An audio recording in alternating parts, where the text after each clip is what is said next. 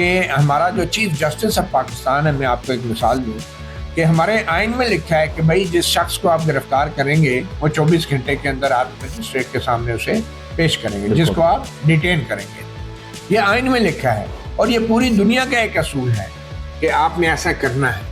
اب chief justice یحییٰ افریدی آج اپنی تقریر میں بڑے فخر سے بتا رہے ہیں کہ national judicial policy making committee میری فیورٹ ہے. پہلے تو انہوں نے کہا میری فیورٹ ہے. وہ فیورٹ کیوں ہے؟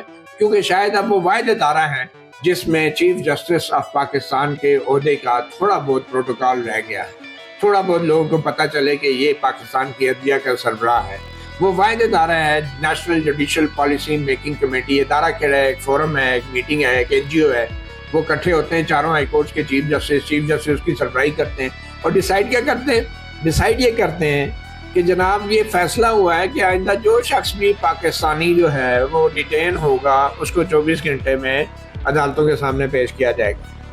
آپ اندازہ لگیں یہ ہمارے چیف جسٹس صاحب کا لیول ہے، ان کے انڈرسٹینڈنگ ہے، ان کے پروفیشنل کمپیٹنس کو دیکھیں. اس کو نام جو ہے وہ انفورس ڈسپیرنس کا نام دے، جی انفورس ڈسپیرنس کا نام دے رہے ہیں. اور وہ یہ سمجھ رہے ہیں کہ جو لوگ لاپتہ ہوتے ہیں اب جو ہے نا وہ ادارے ان کو 24 گھنٹے میں، اور خود ہی کہہ رہے ہیں جو ڈیٹین ہوتے ہیں.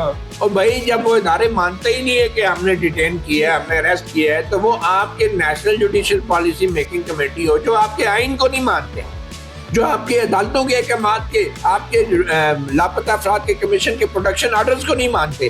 وہ چیف جسٹس کے کسی کمیٹی جو انہوں نے ڈالی ہوئی ہے چیف جسٹس نے جوڈیشل پالیسی میکنگ کمیٹی، وہ اس کے کہنے کے اوپر بندے پیش کرنا شروع کر دیں گے. مطلب آپ لیول دیکھیں، IQ لیول دیکھیں چیف جسٹس کا کہ بھئی national judicial policy making committee نے فیصلہ کیا ہے. چیف جسٹس صاحب انشور کریں گے تاکہ عمل درآمد ہو ان کا جو فار گاڈ سیک. آج تک سپریم کورٹ کے سامنے کتنے لاپتہ افراد کے مقدمات آئے ہیں؟ ہائی کورٹ کے میں کتنے پینڈنگ ہیں؟ مجھے آپ بتائیں آج تک کوئی ایک ایسی ٹھوس ججمنٹ آئی ہے کہ جس میں یہ ڈکلیئر کیا جائے کہ یہ جو لاپتہ افراد جن لوگوں سے برآمد ہوتے ہیں ان لوگوں کو گرفتار کیا جائے، ان لوگوں کو جیلوں میں ڈالا جائے، ان کو نوکریوں سے برطرف کیا جائے، انہیں سیک کیا جائے، ان کے خلاف ملٹری کورٹس میں مقدمے چلیں اگر وہ فوجی اہلکار ہیں، خفیہ اہلکار ہیں. کوئی ایک ججمنٹ سپریم کورٹ یا ہائی کورٹ کی آپ بتا دیں. ایک جسٹس عطا من اللہ اپنی ججمنٹ کا وہ کافی ذکر کرتے ہیں، انہوں نے ہائی کورٹ میں دی تھی، وہ ساجدہ بی بی کا کیس تھا شاید، مگر اس میں بھی کیا تھا؟ کمپنسیشن تھی نا. مجھے تو جسٹس عطا من اللہ سے میں مانتا ہوں کہ انہوں نے بڑی اچھی دی، اس میں کمپنسیشن بھی تھی اور محکمانہ کارروائیاں بھی تھیں کہ ان لوگوں کے خلاف آئیڈینٹیفائی کر کے ان کے خلاف محکمانہ کارروائیاں. دیکھنا بات وہی ہوگی نا کہ آئیڈینٹیفائی کیا جائے. اب ہائی کورٹ نے کیا کیا؟ ہائی کورٹ نے کون سے جو ہے ایویڈنس اس میں کوئی کمیشن بنایا کہ پروو کیا جائے انڈیپینڈنٹلی. تو مسئلہ یہ ہے کہ کوئی ہماری عدلیہ، ہماری سپریم کورٹ مسنگ پرسن کے معاملے پہ خود جسٹس عطا من اللہ نے تسلیم کیا کہ ہماری عدلیہ جو ہے وہ ناکام ہو چکی ہے اور یہ ہمارا فیلئر ہے.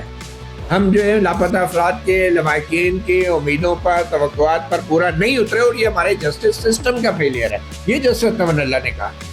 تو مجھے بتائیں کہ جس چیف جسٹس صاحب کی یہ انڈرسٹینڈنگ ہے کہ وہ بڑے فخر سے جو مختلف دکانیں کھلی ہوئی ہیں، national judicial policy making committee میں نے یہ کیا، جوڈیشل اکیڈمی میں یہ کیا، میں نے جو ہے وہ جوڈیشل کونسل میں نے اتنی درخواستیں نمٹائی. بھائی صاحب یہ کسی سول مجسٹریٹ کی کارکردگی یا احتیاط تو ہو سکتی ہے، یہ پاکستان کے سپریم کورٹ اور ہائی کورٹ کی کارکردگی کی رپورٹ نہیں ہو سکتی. اٹس اے شیمفل تھنگ کہ چیف جسٹس آف پاکستان کو اب اینڈ پہ اعداد و شمار اور نمبر گیم کھیلنا پڑتی ہے اپنی کارکردگی دکھانے کے لیے. It's such a shameful. Chief justice, آپ دنیا کے چیف جسٹس کی تاریخ اگر آپ پڑھیں، انہوں نے کتابیں لکھی ہیں، انہوں نے جورسپروڈنس کے اوپر ریسرچ کی ہے، ان کی جو ججمنٹس ہیں وہ تحقیقی مقالے ہیں، وہ ریفرنس ہیں دنیا کی فنڈامنٹل رائٹس اور لبرٹی کی جو موومنٹ چلی ہے ان حوالے سے. ہمارے ججز کیا کرتے ہیں؟ یہ فیسیلیٹیشن سینٹر، یہ ٹوائلٹ کا افتتاح کر دیا، یہ جناب پائپیں بچھا دی، یہ جناب سائلین آئیں گے ادھر بیٹھیں گے، ادھر پکھا لگا دیا. بجائے اس کے کہ آپ ان سائلین کے انصاف دیں، ان کے مقدمات کو فیصلہ کریں، آپ ان کے لیے ادھر لیٹرنے کا بندوبست کر رہے ہیں، ادھر سرائے کھول لیا. وہ تو خود مثال دی ہے انہوں نے کہ ڈیرہ اسماعیل خان کسی جیل میں وہ شاید گئے اور وہاں پہ انہوں نے بتایا جو جیل حکام تھے کہ ان کے لیے ہم نے کھانے کا، پینے کا، فلاں پانی کا یہ بندوبست کیا ہوا ہے. تو انہوں نے کہا کہ وہ جو قیدی ہے اس سے میری ملاقات کروائیں. تو اس نے پھر یہ بات کی کہ اس نے کہا مجھے یہ چیزیں نہیں چاہیے, میرا کیس پڑا ہوا ہے, میرے کیس کا کہتے ہیں میں سلاخوں کی اس طرف تھا, وہ دوسری جانب تھا قیدی. میں نے ان سے یہی سمجھ رہا تھا. کہتے ہیں قیدی کہہ رہا ہوگا یہ قیدی ہے, میں چیف صاحب نے پوچھا کہ یہ چیف صاحب کو ریلائز ہوگا کچھ عرصے کے بعد. آپ کو یاد ہے ایک پاگل خانے میں بھی ایک چیف جسٹس چلا گیا تھا, اس نے کہا کہ پاگل نے پوچھا آپ کون ہو, چیف جسٹس نے کہا کہ میں چیف جسٹس ہوں. اس نے کہا ادھر آنے سے پہلے میں بھی یہی کہتا تھا. یہ ذرا تفنن تھا ناظرین.